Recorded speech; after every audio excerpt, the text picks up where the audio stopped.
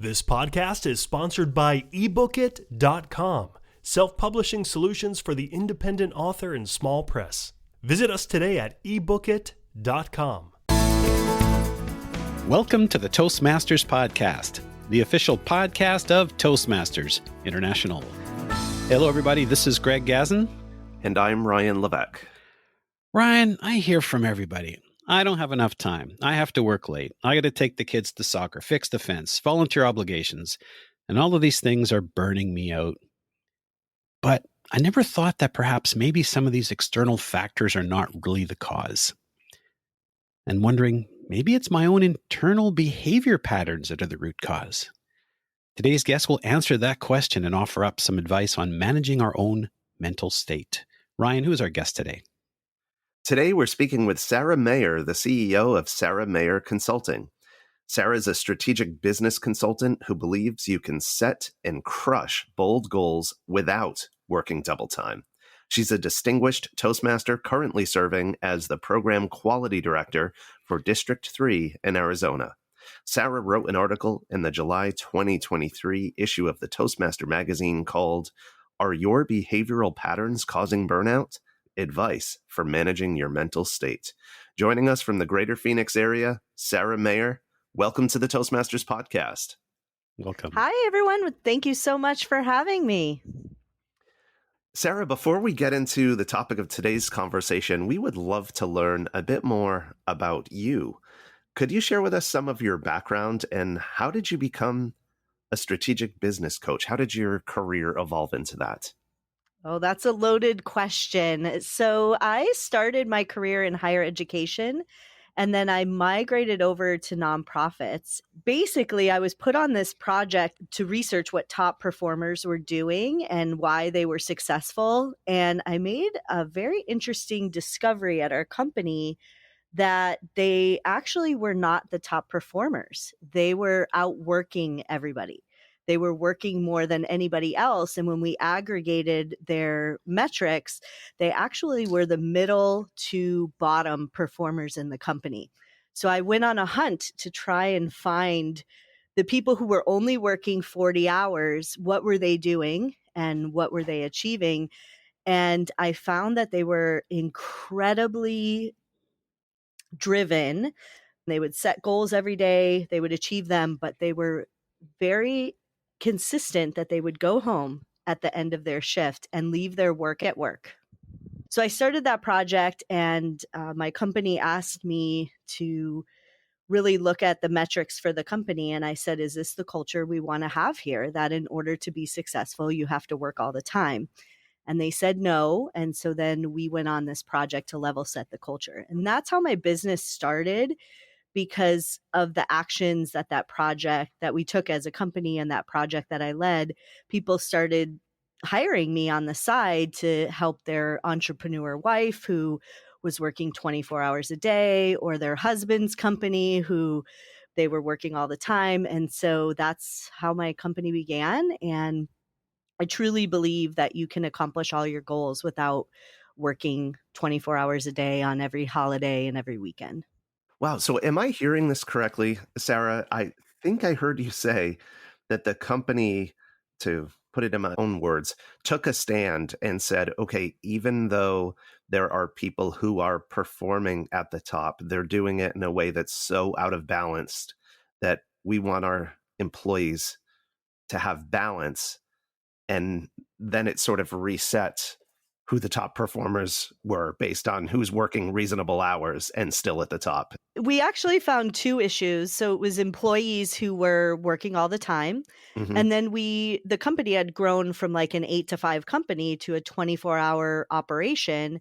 And so we had some issues in the company where we were giving people leads at all. We had a sales component. So we were giving people leads who worked 7 to 3 at midnight. And so one of my questions was, why are we giving somebody who works 7 to 3 leads at midnight? And then that person felt obligated to respond. So we kind of created this culture, but we had a very high turnover rate. You can actually measure divorce rates in companies because they take their spouses on and off insurance. We had a very high divorce rate. And so the company when I asked the question, is this the culture we want to have here? In order to be successful, you have to work all the time. And they said no. And we took a hard stance. We actually cut people off their computer, their email, everything at 30 minutes after their shift ended, because most of the employees were hourly. Wow. Yeah. Wow. I wonder, did the people who had been working crazy hours end up adapting and still performing, maybe being more productive by working less? It's actually funny because I was quoted that song, like, you don't have to go home, but you can't stay here. I used to say that to the team all the time. Like, you need to go home. I said it first, and then people are like, we don't want to go home. I'm like, all right, well, you can't stay here. So at first, there was a big, like, a sharp response. And then as the changes started to roll out and people realized, like, there was like a clock ticking, like, you only have access to this email for 8.5 hours. Mm. So you really need to get your work done, because when that clock ends, like, you can't just let it roll on until later in the night or deal with it later. And so a lot of things changed, and it was really cool to see people who you just didn't know how to work. We never take a class in that. Like, nobody sits you down and says, here's the most effective way to work, and let me help you perfect this. And we really were able to teach people how to work more effectively and more strategically, and created a much happier culture. Which, of course, that's a perfect lead into our topic today, burnout. And Sara, burnout seems to be one of those catch-all terms. And again, just to start to lead us into this particular topic, can you help set the stage for our chat? Maybe perhaps define what burnout is. So burnout really is that state of emotional, physical, and maybe mental exhaustion. And it's really caused by prolonged stress. So it's not something that you just get one day. It's something that builds over time. And it can leave you feeling overwhelmed, exhausted, maybe even disengaged. You may have something that you were really excited about, and now you just don't want anything to do with it. So those are the signs that may be leading to burnout. And sometimes it even can manifest into detachment and maybe being cynical or negative towards a project or whatever you're working on. Mm. So quite often when we tell somebody, oh, we feel burnout, they say, oh, just slow down, take on less, say no. But it's really more than that. Yeah. It is. Sara, as a coach, how can you discern or help someone discern if they're experiencing true burnout, or if maybe they're just being lazy or in a slump? That's a great question. I think sometimes it has to do with going back to what I said earlier. We're never really taught how to work. So sometimes it truly is the way that we are setting up our day, or a client may be setting up their day, or they may truly be taking on too much or not thinking about their year when they say yes. So I like to dig into their work habits. It sounds really odd, but I do have sessions where I just screen share their computer for a couple of hours. After the first 20 minutes, they forget I'm there, and watch them work. And that's where I can tell, is this a I don't know how to work, or I don't know how to be productive problem? Or is it they truly are burned out? They have some of the other emotional and physical exhaustion pieces that are a little different than just not knowing what to do. That makes sense. Now, Sara, obviously your article is in the Toastmaster magazine. Much of our audience is comprised of Toastmasters. And as you know, as someone who's been part of the organization for a while, Toastmasters is one of those things that people can throw themselves into and overcommit to get out of balance with.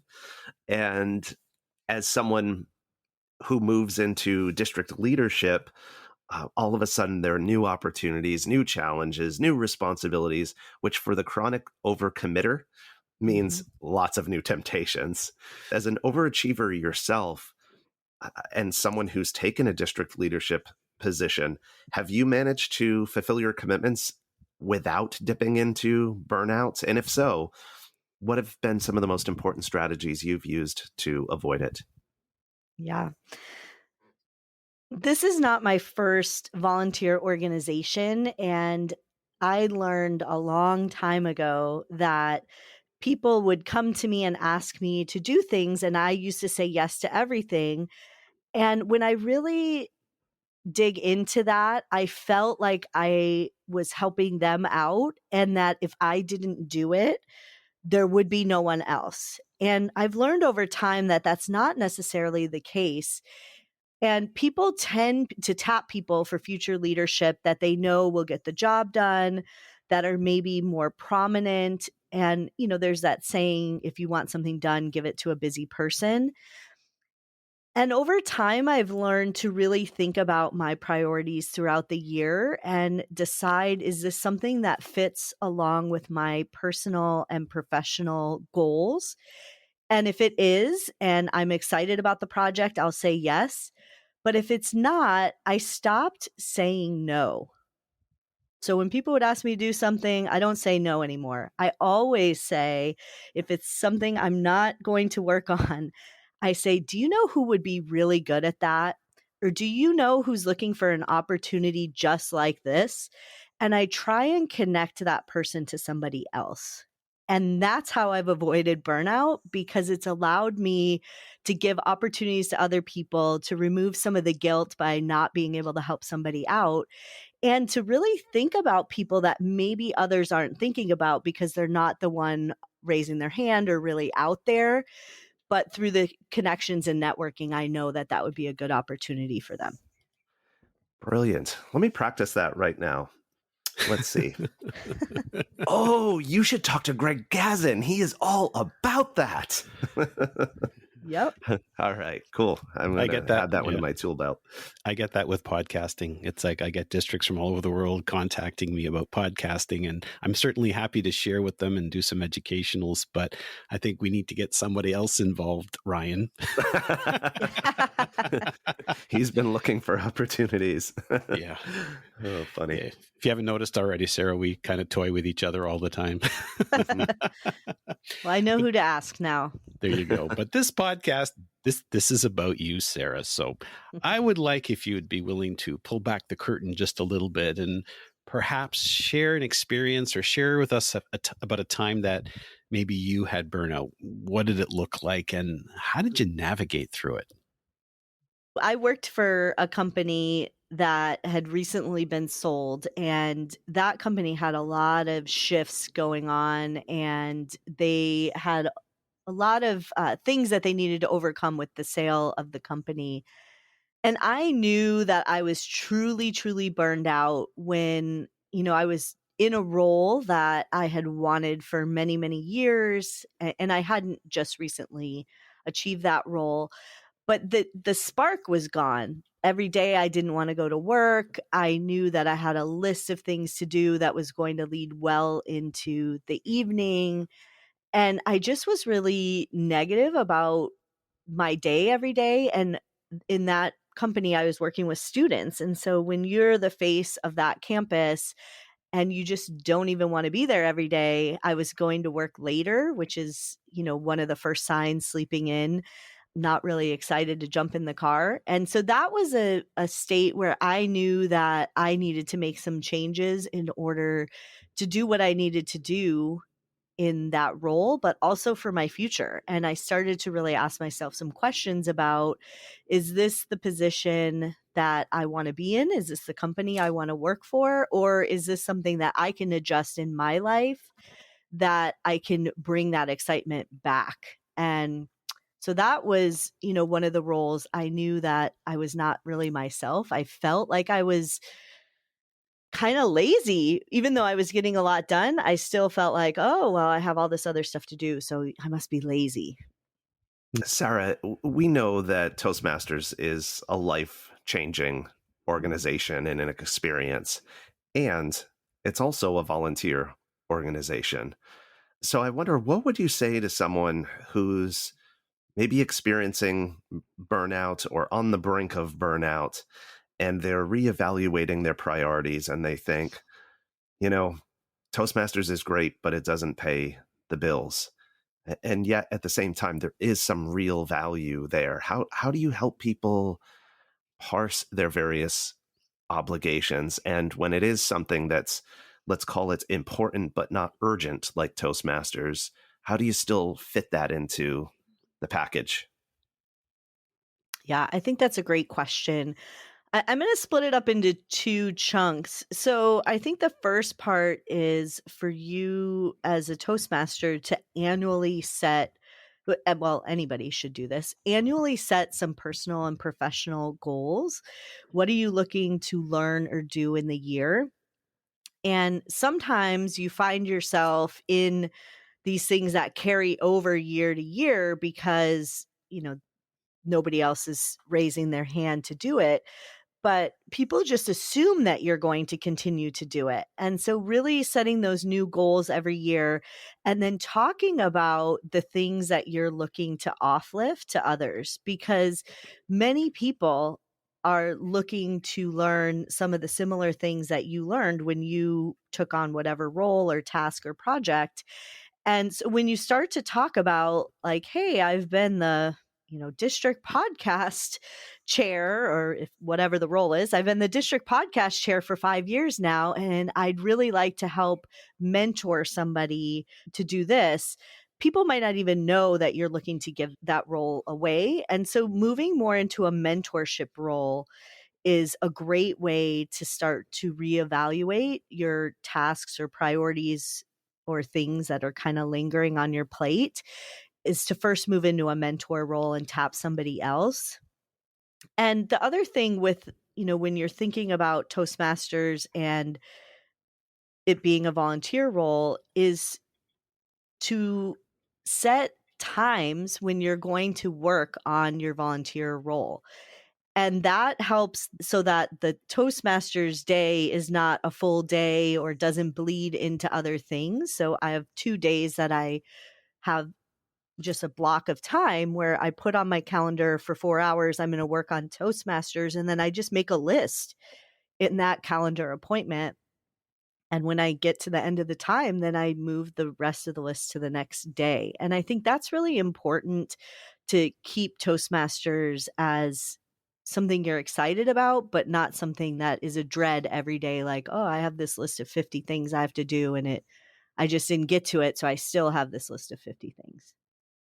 Yeah, I'd like to share a little experience on that. About 3 years into my Toastmasters journey, I was taking care of my dad who had suffered from a stroke. I was running 2 businesses. I was also the vice president of education and area governor, now called director, in that same year. And I was suffering severe burnout. But I took the perspective that Toastmasters was not something extra I had to do, but it was something that became part of my life. And in fact, I would look forward to that 90 Yeah. minutes every week. And for me, it was also solace. And in fact, I blocked off that time. I still remember a client asking me to meet on Thursday nights, and I told him I couldn't, and he was kind of annoyed. I said that I made a commitment to go to Toastmasters on every Thursday evening. He goes, "Oh, Toastmasters. My dad used to be a Toastmaster." "Okay, no problem. We can move the Yeah. meeting to another time." But when I looked at Toastmasters as being something that was part of my life, even though it was sort of an important but not urgent, as Ryan referred to, I found that really helped me fit in. It did take a while, but it did help me fit in. And of course, 22 years later, I'm still here. I love the idea of really incorporating it into your life. And that goes back to that plan at the beginning of the year. You say, these are my goals for the year, and these are the things I want to experience. And that's the whole package. It doesn't need to be, well, this is the volunteer experience and this is my personal experience. Like making that your whole year or multi-year plan, I think is really important. And then figuring out how to balance all that together. Yes, I think you said that a little bit more eloquently than I did. Sara, I wonder about when there's someone in your life who, again, may be experiencing burnout or at risk of experiencing burnout. As a coach, of course, you've got clients paying you to point out these difficult things. But what about when it's a loved one or a colleague and you want to broach that conversation without the person getting defensive, as many of us would do? Do you have any thoughts on how to make that work? Yeah, I actually have two takes on it. I guess that's my standard answer. The first thing I will say is we need to be really careful about tossing the word burnout out. So I hear a lot where people are like, oh, she's burned out. She's doing a lot of things. Or we can't ask this person because we will burn them out. And we need to be careful about assigning that label to people or assuming that they will become burned out because we've asked them to do certain things. A lot of people talk about burnout now, and there's a difference between burning people out and running people out of volunteer opportunities. And so I'm very careful about not labeling people as potentially burned out. So to answer your question about if you really are seeing someone that may be experiencing burnout, you would be seeing things like them maybe being a little more emotional than they normally are. Maybe not even starting some of the projects that, if you're their leader, were assigned to them, or continually procrastinating things. They may be a little passive aggressive. They may avoid conflict or not communicate with team members directly, or even get defensive when asked about maybe certain projects that are lingering. So I think it's really important to make sure that you're actually seeing those behaviors before you approach somebody about, hey, you might be burned out because you're on 5 committees. Those may be the only 5 things they're doing. So really Mm. seeing those behaviors. And I think it's important to approach it from a place of curiosity rather than a place of, hey, I see this and we need to fix this, because I think that backs people up against the wall. So I've had employees that I was seeing, some of the burnout signs. And one of the things I asked them was, are you enjoying your job? How are things going? What do you love about what you're currently doing in your role? And I was going down the burnout road, but when I heard them and I really just listened, they were able to say and identify, well, I'm just really burned out, or I just don't feel like coming to work because this person that I work with is really difficult, or this thing that I'm working on is not what I'm trained in. And so I don't even start it, and I start working on things that are, not as high priority. And so I think it's important to have that conversation in a way that allows them to self-identify those things.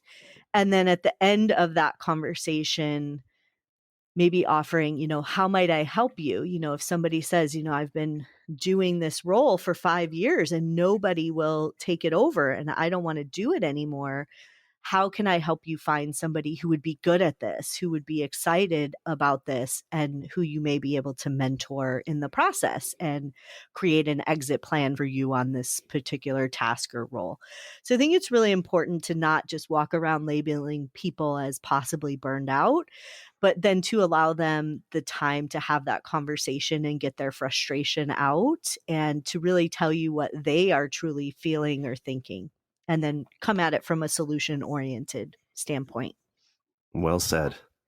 Sarah, you mentioned running out. I caught you saying the word running out. Could you just maybe elaborate a little on that? Yeah, so a lot of times as I've worked with leaders in companies, or I've worked with leaders in nonprofit organizations or volunteer opportunities, and people will say, well, that person's really burned out. They've been doing this for years.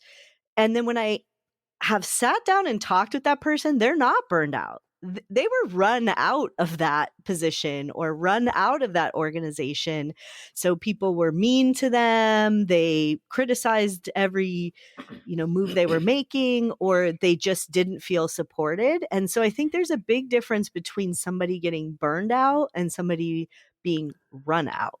Yes, now I get it. Okay, because I was just thinking running. I'm going running away, running out. Okay, no, that makes perfect sense. Yeah.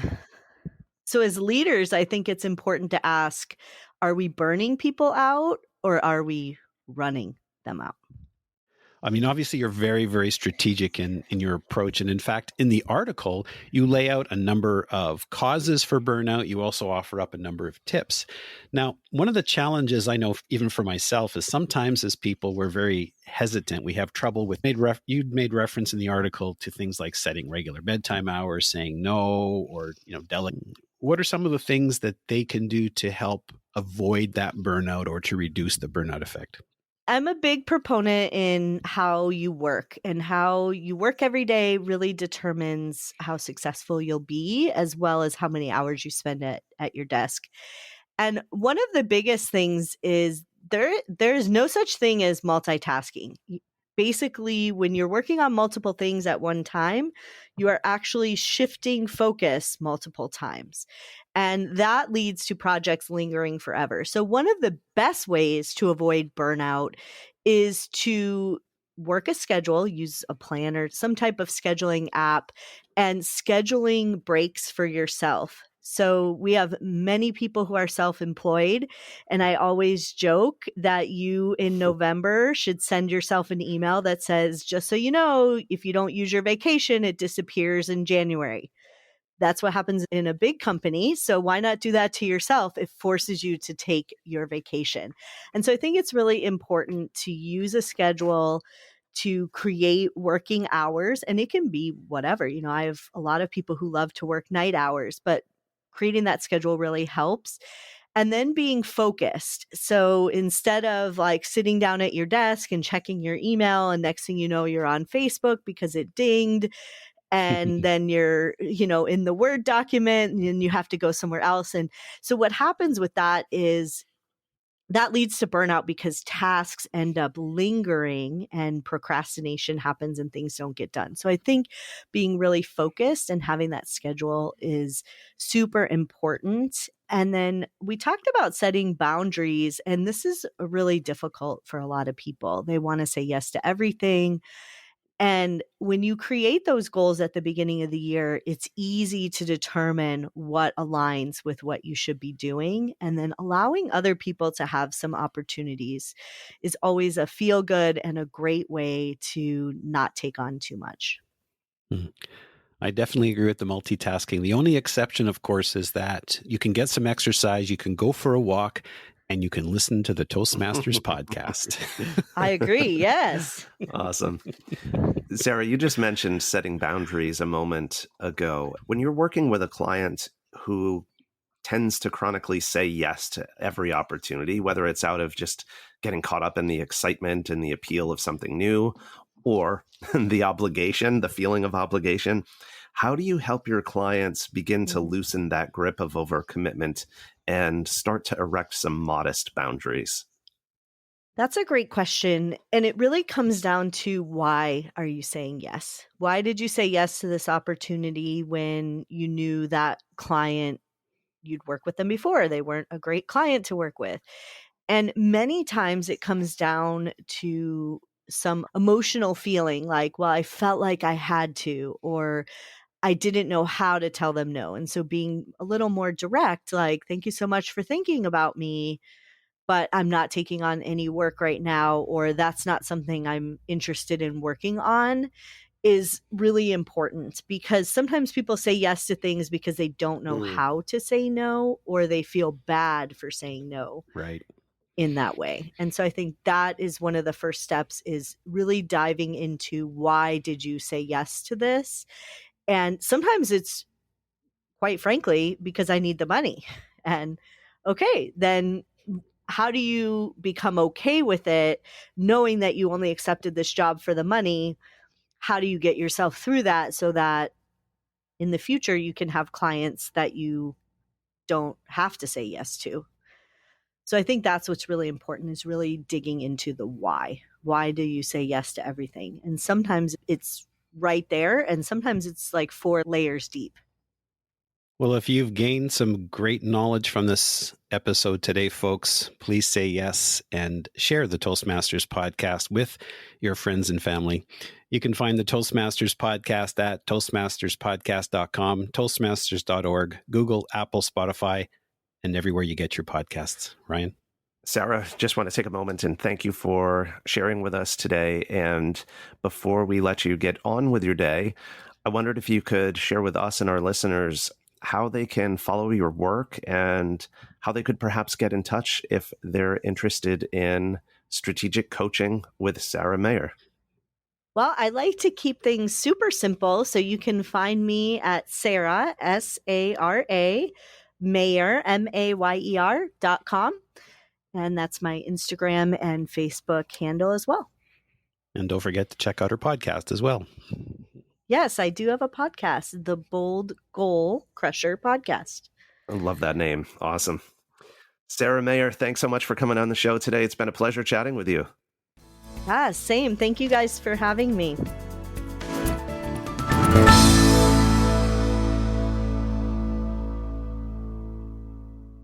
Isn't it about time you published that book you've been thinking about? We can help with that. At ebookit.com, we've been providing authors and small presses with ebook publishing services since 2010. Visit us today at ebookit.com and let us know how we can help you.